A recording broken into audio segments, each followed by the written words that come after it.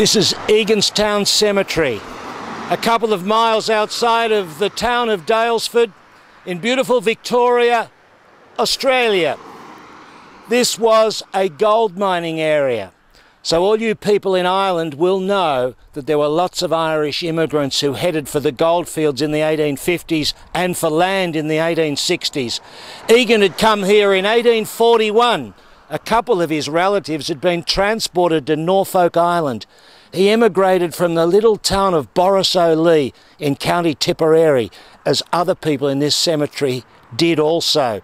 So you people in Borrisoleigh should be proud of the fact that your man John Egan occupied thousands of acres of land here and bequeathed this little plot to the local Irish population. My great-grandfather John Cleary, a Limerick man from the fighting Anglesborough under the Galtee Mountains, is buried here also. He married Johanna Corsi, a Tipperary woman. They married in 1870 in the little church in Daylesford. Let's go and have a look at this mesmerising cemetery.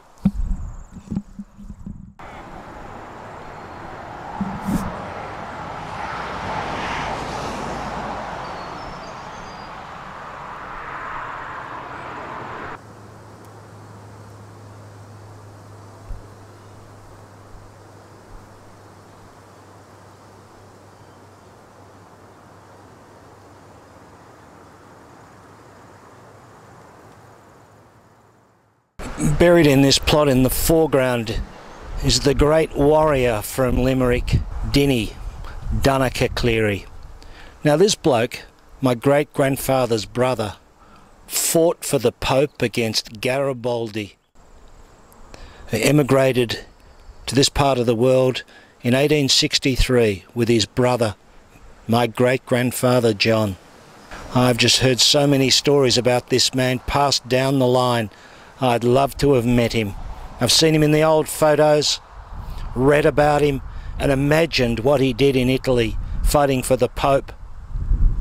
How I'd love to have shaken his hand and asked him what it was really like to go to war against what he believed was a British plot in Italy. Dinny Cleary married the widow Hegney in the middle of 1864.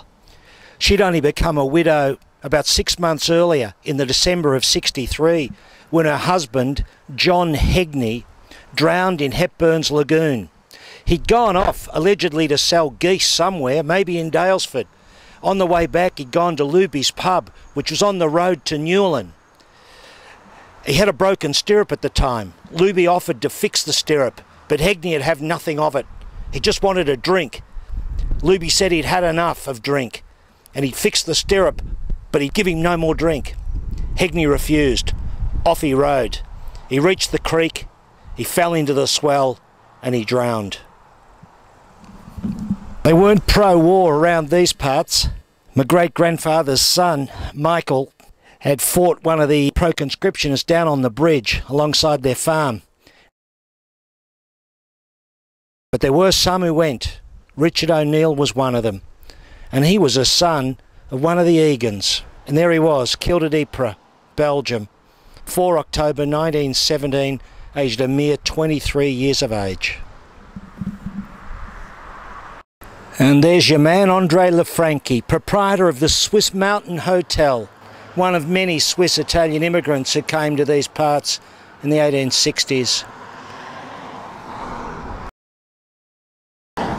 Isn't that a remarkable photo and tribute to the man? And do you know what? He sponsored the Mount Prospect Football Club when it won the premiership in 1898.